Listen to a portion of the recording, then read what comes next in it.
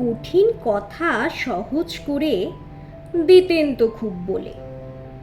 পড়াশুনো করলে আপনি বেজায় যেতেন গোলে। তোদের ব্যাচটা সবচেয়ে খারাপ, সবাইকে এক কথা।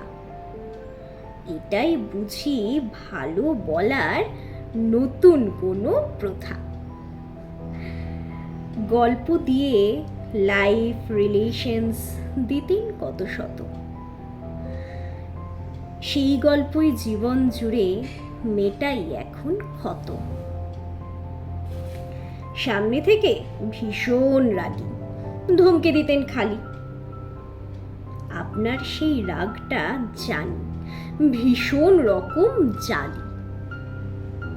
টপার্সরা তো সবার প্রিয়, ভালো সবার থেকে, কিন্তু ব্যাক বেঞ্চার্স ছাড়া কি আর আপনার মন টেকে?